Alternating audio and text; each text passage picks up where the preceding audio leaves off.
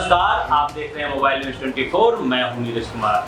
आज हम बात करेंगे देश में होने वाले ऊंचे लेवल के कंपटीशन एग्जाम की और उसमें भाग लेने के लिए स्टूडेंट द्वारा किए जाने वाली दिन रात की मेहनत और तैयारियों की। जी हाँ, अगर आप यूपीएससी जो कि देश का सबसे बड़ा ओहदा माना जाता है, उसे पास करने के बाद देश के वो युवा देश के उन पोस्ट पर पहुंचते हैं जो सबसे शीर्ष पोस्ट होता है।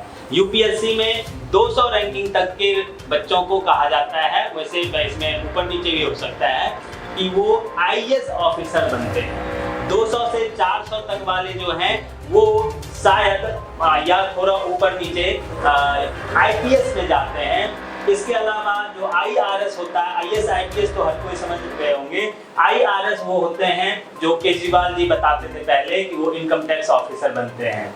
इसके अलावा फॉरेस्ट ऑफिसर बनते हैं इसी में पास करने के बाद। उसके साथ ही जो इंडियन पोस्ट ऑफिस के ऑफिसर होते हैं वो बनते हैं और ऐसे ही और भी कई सारे पद पर जाते हैं यूपीएससी कंप्लीट करने के बाद। लेकिन यूपीएससी कंप्लीट करना जो शब्द है, ये इतना बड़ा शब्द है, इसे कंप्लीट करने के लिए बच्चों को दिन रात मेहनत करना पड़ता है। अगर आप यूं कहें, जिस प्रकार से आप लोग सुनते होंगे कि फलाना लड़का 18 घंटा पढ़ता था, दिन में 4 घंटा सिर्फ सोता था, तब जाके उसने ये कंपटीशन कंप्लीट किया। ये कोई गलत उदाहरण नहीं है, ये वाकई सही उदाहरण है। और ऐसे ही बच्चे यूपीएससी कंप्लीट करने में सक्सेस होते हैं।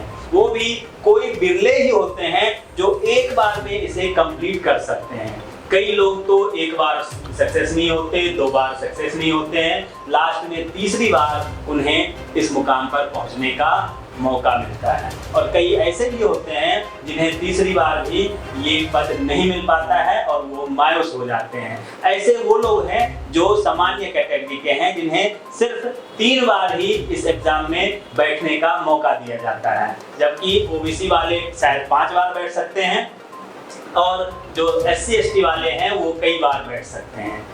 आरक्षण की बात करें तो आरक्षण में ओबीसी वाले के लिए उम्र सीमा अलग है। जनरल वालों को 32 साल तक बैठने का इसमें हक है। ओबीसी वाले 35 साल बैठ सकते हैं और जो एससी एसटी वाले हैं वो 37 साल तक या उससे भी ऊपर आगे तक बैठ सकते हैं। ऐसे ही जो फिजिकल हैंडीकैप्ड हैं उनके लिए अलग कैटेगरी है। चलिए, इस पर भी हम चर्चा करेंगे, आरक्षण पर भी बाद में चर्चा करेंगे, लेकिन पहले हम ये चर्चा करें कि इसे कंप्लीट करने के लिए जो मेहनत करते हैं, बीए, बीएससी या बीकॉम करने के बाद स्टूडेंट इसमें हिस्सा ले सकते हैं।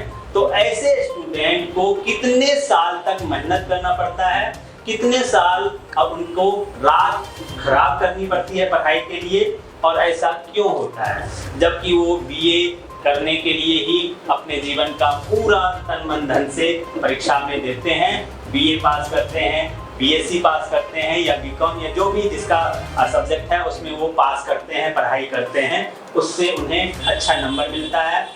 99% से भी ज़्यादा मार्क्स बहुत सारे बच्चे लाते हैं। तो उसके बाद जब हमारी पढ़ाई हो ही जाती है तो इसमें अलग से किसी भी कोर्स के लिए, यूपीएससी हो या मेडिकल हो या और भी जितने भी कंपटीशन कंप्लीट करने के लिए होता है, उसके लिए अलग से फिर से एग्जाम की क्या जरूरत होती है और क्यों जरूरत होती है, उस पर पैसे क्यों खर्च करना पड़ता है।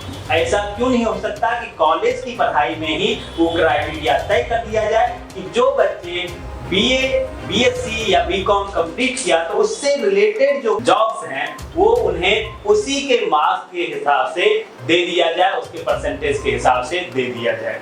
तो जो ये इंस्टीट्यूट चलाने वाले जो रैकेटर हैं, जो इंस्टीट्यूट के नाम पर अलग से ट्यूशन फीस के नाम पर हमारे बच्चों के, हमारे माँ बाप के करोड़ों रुपए, लाखों नहीं करोड़ों रुपए काट जाते हैं, या जो दलाली के नाम पर, नौकरी दिलाने के नाम पर जो दलाली का एक सेक्टर चलता है, वो लोग जो ठग बैठे हुए हैं उनका धंधा क्यों चल रहा है, उन पर भी कुठाराघात होना चाहिए। इसी सब्जेक्ट पर आज बातचीत करने के लिए हमारे साथ ललित गोयल साहब आए हुए हैं। ललित गोयल ने इस सब्जेक्ट को बड़ा ही अच्छे से हमें एक्सप्लेन किया। मैं तो मानने वाला था नहीं, लेकिन इन्होंने कहा कि जरा सोचिए क्यों नहीं ऐसा हो सकता है। अगर ऐसा होगा तो हमारे युवाओं का भविष्य जो 3-4 साल नहीं 8 साल 10-10 साल जो इसके तैयारी में लोग बर्बाद कर देते हैं, उस 10 साल को अगर वो यूटिलाइज कहीं और करें तो उसका फायदा नहीं हो सकता है। अगर उसे वहीं पे नौकरी मिलना है नहीं मिलना है, बीएससी बीकॉम करने के बाद वहीं पे तय कर दिया जाए कि इसे नौकरी मिलेगा या नहीं मिलेगा। नहीं मिलेगा तो वो अपने जीवन का दूसरा सेक्टर वहीं पे चुन लेंगे। ये बीए बीएससी करने के बाद ही वो इस कंपटीशन में जाने के लिए 8-10 साल अपना बर्बाद कर देते हैं, उनका जवानी खत्म हो जाता है। और जवानी खत्म होने के बाद जिनको नहीं इस कंपटीशन में भाग लेने का या पास होने का मौका मिलता है, वो मायूस होकर अपने गांव अपने माँ बाप के पास चले जाते हैं। और फिर वो आपने देखा होगा बहुत सारे लोग दिल्ली में, कोई रिक्शा चलाने वाला भी कहता है कि मैं भी कभी यूपीएससी का एग्जाम में बैठ चुका हूँ, मैं भी कभी यूपीएससी में एग्जाम देकर बैठ चुका हूँ, ऐसा एक चाय वाले ने अपने दुकान पर लिख रखा था। मैं भी कभी यूपीएससी का एग्जाम में बैठ चुका हूँ, ऐसा एक जूता गांठने वाले ने भी अपनी दुकान पर लिख रखा है। ऐसा लिखा हुआ शायद ना मिले और उन्हें उनका 10 साल बच जाए। जी अब आप बताइए क्या क्या कहना चाह रहे हैं। टोटल 11 लाख बच्चे शायद लगभग इसके एग्जाम देते हैं 700-800 सीट के लिए। जी हाँ, लगभग साल में जैसा कि आप सबको भी पता होगा कि लगभग 700 सीट होता, पहले 1000 होता था, फिर 950 किया, 900 किया और अब लगभग 700 के आसपास सीट होता है। 2021 की अगर बात करें हम तो 2021 में शायद 679 सीटें थी, जिसके लिए लगभग 11 लाख बच्चों ने फॉर्म भरा था।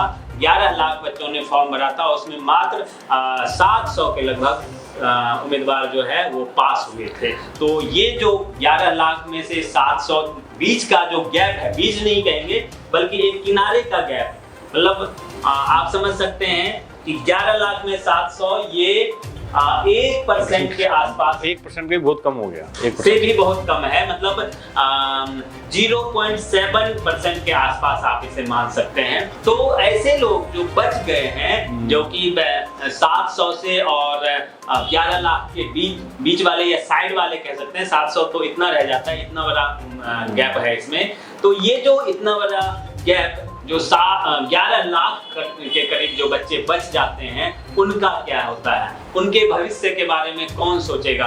क्या उनके पास दिमाग नहीं है जिन्होंने उस कंपटीशन में बैठने का हिम्मत जताया, जिन्होंने उस पेपर को दिया, उनके पास भी दिमाग है? क्या अगर उन्हें किसी डिस्ट्रिक्ट का जिम्मा दे दिया जाता तो वो नहीं संभाल पाते, उनके पास भी उतना ही दिमाग होता है। और पढ़ाई करने से नॉलेज हो जाता है, लेकिन असली जो ज्ञान या जो एडमिनिस्ट्रेशन चलाने की शिक्षा होती है, वो आप जब कंपटीशन कंप्लीट कर लेते हैं उसके बाद जो ट्रेनिंग दी जाती है, उस ट्रेनिंग में वो ज्ञान दिया जाता है कि आप कैसे अपने पद की गरिमा को बरकरार रखेंगे, कैसे किस काम को आप कर पाएंगे। जी 11 लाख बच्चे अटेम्प्ट कर रहे हैं और 700 सीट के लिए नौकरी के लिए।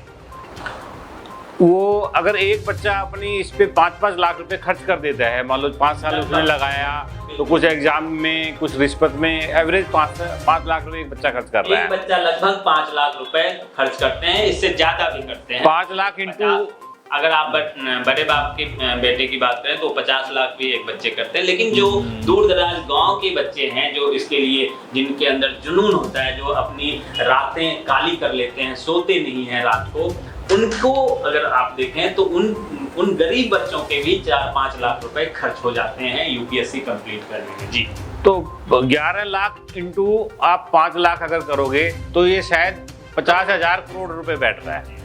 ये मेरा मकसद, ये देश का पूंजी, ये देश के गरीब परिवारों की पूंजी को बचाना है। इस पैसे को बचाया जा सकता है अगर मान लो हायर एजुकेशन में एक 80%, 70% या 90% कुछ भी एक लेवल तय कर दिया जाए। बिल्कुल। और बीए पास करी 80-90% का एक लेवल तय करके कि वो इस एग्जाम को मतलब इसमें नौकरी पा सकते हैं। हाँ। और इसमें फिर ये 11 लाख के अलावा हो सकता है कि 25-30 लाख अपना एक फार्म भर देंगे 100-200 रुपए का, और फिर उसमें एक लॉटरी निकाल दी जाए। मुझे लगता है जो नौकरी नहीं भी तो उसमें परसेंटेज वहीं पे फिक्स कर दिए जाए कि भाई इतने परसेंटेज वाले जो है परसेंटेज में फिर वो कोई कहाँ पढ़ रहा है कोई कहाँ पढ़ रहा है उसकी जरूरत नहीं है। जिसका 80% 90% आ रहा है वो जितने भी पोस्टें हैं सरकार की, हायर पोस्टें, IAS IPS वगैरह, वो उतना ही अच्छा काम कर सकता है 99 से, उसमें क्या फर्क, कोई फर्क नहीं है। लेकिन ये जो 1 लाख 2 लाख करोड़ रुपए 2 लाख करोड़ रुपए बैठ रहा है शायद ये बचाया ना चाहता हूं मैं देश का। ये गरीब परिवारों का पैसा है, ये देश की पूंजी, गरीब परिवारों की पूंजी देश की पूंजी है। ये हर साल बचाया जा सकता है अगर एक लेवल तय करके 90% वाले या 80% कुछ भी आप तय कर दीजिए, क्योंकि जिसके 70% हायर एजुकेशन में आए हैं वो किसी मामले में कम नहीं है, वो हर पोस्ट के लिए काबिल है। और मुझे लगता है कि ये भ्रष्टाचार भी कम करेंगे, इससे भ्रष्टाचार भी कम होंगे। बिल्कुल। और हायर एजुकेशन ली अपने कुछ भी किसी भी काम में लगेगा, अगर नौकरी मिल गई अच्छी IPS वगैरह की तो नौकरी पे आ जाएगा। ये मारा मारी मतलब बच्चों की जिंदगी खराब कर देते हैं, 10-10 साल 5-5 साल लग रहे हैं, घर की पूंजी खराब कर रहे हैं, 1-1 करोड़ 5-5 लाख रुपए रिश्वत दे दी फिर भी नौकरियां नहीं मिल रही, तो ये चीज गलत है। ये शायद गरीबी का कारण है, ये भारत की गरीबी का बहुत बड़ा कारण है। बिल्कुल बिल्कुल। ऐसे ही डॉक्टर के सेक्टर में भी है कि आपने पीछे देखा होगा कि जब यूक्रेन युद्ध शुरू हुआ तो लाखों बच्चे यूक्रेन से वापस इंडिया आ रहे थे। क्यों गए थे? तो डॉक्टर की पढ़ाई के लिए गए थे। ऐसा क्यों नहीं हो सकता कि इंडिया में ही जो मेडिकल कॉलेज के लाइसेंस की प्रक्रिया है उसमें थोड़ी छूट दी जाए, ज़्यादा से ज़्यादा कॉलेज को मान्यता प्राप्त किया जाए कि वहाँ पे डॉक्टरेट का पढ़ाई कराया जा सके। क्यों नहीं ज़्यादा से ज़्यादा बच्चे यहीं पर डॉक्टर बन सकते हैं। बस हमारे यहाँ जरूरत है इच्छा शक्ति की।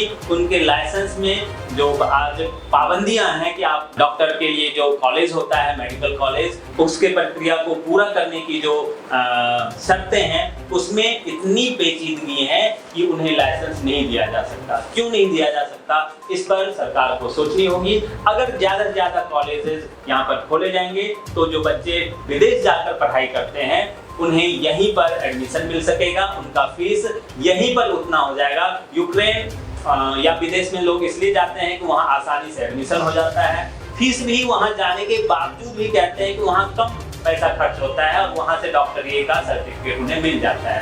हालांकि भारत सरकार ने ये तय किया है कि जो बच्चे विदेश से डॉक्टर का पढ़ाई करके आते हैं उन्हें यहाँ भी अलग से एग्जाम देकर और फिर से यहाँ 1 साल 2 साल की अलग से ट्रेनिंग लेनी होती है। इसके बावजूद भी बच्चे विदेश जाकर पढ़ते हैं। क्यों जाते हैं? अगर उन्हें वो सारी सुविधाएं यहीं मिलेगी तो यहीं पर वो बच्चे डॉक्टर बन सकते हैं। आपका क्या ख्याल है? इसका कारण यही है कि यूक्रेन में 30-35 लाख में डॉक्टरी हो रही है और इंडिया में जो है प्राइवेट मेडिकल कॉलेज में 1 करोड़ लग रहा है। 1 करोड़ रुपए लग तो रहा है। इसलिए कि उस पर रिस्ट्रिक्शन ज़्यादा है भारत में, दुनिया तरह लाइसेंसिंग नहीं है और कई कारण है। खैर वो एक अलग मुद्दा है। मैं आज टॉपिक यही रखना चाह रहा था कि ये जो मैं जितने भी कंपटीशन, एक बार BA BCom का हायर स्टडी के बाद किसी भी तरह का एग्जाम नहीं होना चाहिए। बिल्कुल। उसको एक लॉटरी सिस्टम से ही सबको जो भी नौकरी चाहता है और 90% एक भी कट ऑफ, कोई भी कट ऑफ डाल के ये देश का करोड़ों रुपए, लाखों करोड़ों रुपया बचाया जा सकता है। करोड़ों रुपए के साथ में जो 10 साल लोगों का बर्बाद हो जाता है कंपटीशन में जाने के लिए, वो भी बच सकता है। तो जो हायर एजुकेशन कंप्लीट करने के बाद जो बैचलर जो भी बच्चे कर जाते हैं, जिसके बाद इन्हें ये मान्यता हो जाता है कि वो UPSC BPSC या ऐसे तमाम एग्जाम में वो बैठ सकते हैं। लेकिन ऐसे एग्जाम को कंप्लीट करने के बाद उन्हें सीधा ये उम्मीदवार होने का हक बन जाना चाहिए कि उसी में आप कट ऑफ लगा दें कि 90% या 92% जहाँ पे भी बैठता है, 80% भी लगा लीजिए, आबादी के हिसाब से 80% जहाँ भी आपका बैठता है कि इतने बच्चे हमें लेने हैं, उस हिसाब से कट ऑफ लगा दीजिए। तो वहाँ पे आप अगर ज़्यादा बच्चे हैं तो उसमें आप लॉटरी सिस्टम कर दीजिए। लॉटरी सिस्टम हर चीज़ में चलता है, तो इससे आपका पैसा बचेगा, समय बचेगा और देश का भी भला हो सकेगा। यही आप कहना चाह रहा हूँ। बिल्कुल। बहुत ही सभी तरह के एग्जाम हायर एजुकेशन के बाद किसी भी नौकरी के लिए एग्जाम नहीं होना चाहिए। जैसे अभी 4th ग्रेड के लिए मोदी सरकार ने किया भी है कि उनसे कोई भी एग्जाम नहीं होगा, अगर पास किया है तो डायरेक्ट आप जाओ। जैसे ऑरल के नाम पे पहले रिश्वत मांगा जाता था, डॉक्टरेट के नाम पे डॉक्टरी फिटनेस सर्टिफिकेट के नाम पे अलग से रिश्वत मांगा जाता था, बिल्कुल नहीं। अगर वैकेंसी है सीधा एक एग्जाम दो और उनको परसेंटेज के हिसाब से उन्हें नौकरी दे दी जाती है। तो इसी तरह से अभी 4th ग्रेड में शुरू किया गया है, इसी तरह से और भी अपग्रेड में दूसरे पोस्ट पे भी इसी तरह से जॉब दिया जा सकता है। सरकार की अगर इच्छा शक्ति हो, इस पर सरकार को सोचने। हायर एजुकेशन में जिसके 80% आए हैं, 70% आए हैं, वो किसी भी मामले में काबिलियत से कम नहीं होता। कोई भी पोस्ट पे काम कर सकता है वो।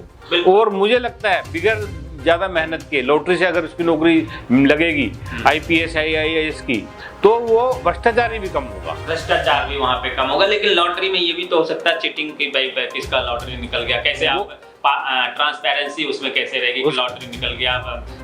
हो सकता है वहाँ जो बैठे हुए लॉटरी निकालने वाले हैं वो चीटिंग कर जाए। नहीं, वो तो गवर्नमेंट निकालेगी ना, इस गवर्नमेंट ही इसकी लॉटरी निकालेगी। और इसके लिए ये हो सकता है कि जिसने मान लो 10 लाख बच्चों ने या 20 लाख बच्चों ने वो फार्म भरा है, तो उसमें एक स्टेडियम में टिकट लगा के भाई जो देखना चाहे उनके सबके सामने जो है 10,000 के बच्चे 1 लाख के सामने ट्रांसपेरेंट हो, पारदर्शी हो। जैसे अभी कंप्यूटर से भी चल रहा है आजकल लॉटरी सिस्टम। बहुत सारे चीजों में लॉटरी निकलता भी है। जब इलेक्शन में लॉटरी निकलता है, कई जगह अभी हुआ कि 2 कैंडिडेट को बराबर वोट मिला। अगर किसी को 400 वोट दोनों को बराबर मिला है, तो ऐसे में वहाँ के जो चुनाव अधिकारी हैं उन्होंने लॉटरी के जरिए एक कैंडिडेट को जीता हुआ माना। तो लॉटरी सिस्टम अभी देश में है। आपने बहुत जगह तो लॉटरी पर बैन है, लेकिन लॉटरी सिस्टम देश में लागू है। ये भी लोगों को मान लेना चाहिए कि लॉटरी वैध है। देश में लॉटरी सिस्टम अभी भी इलेक्शन में चलता है। इलेक्शन में ही नहीं, जब आप देखते होंगे कि कहीं टेंडर निकलता है उसमें भी लॉटरी सिस्टम लगाया जाता है, टेंडर में भी। इसके अलावा और भी कई जगह लॉटरी सिस्टम है। तो लॉटरी यहाँ पर कानूनन वैध है। कुछ एक चीज़ों में लॉटरी के नाम पर रोक है कि आप लॉटरी नहीं लगा सकते, लॉटरी नहीं खेल सकते, लेकिन देश में लॉटरी वैध है, कानूनन लागू है। कई जगह पर ये मान्यता इसे दिया गया है। ऐसे ही अगर जॉब में भी कर सकते हैं तो वो बहुत अच्छा होगा। बने रहिए मोबाइल न्यूज़ 24 के साथ। आप तमाम दर्शकों का बहुत बहुत धन्यवाद। गोयल साहब आपका भी बहुत बहुत धन्यवाद। नमस्कार।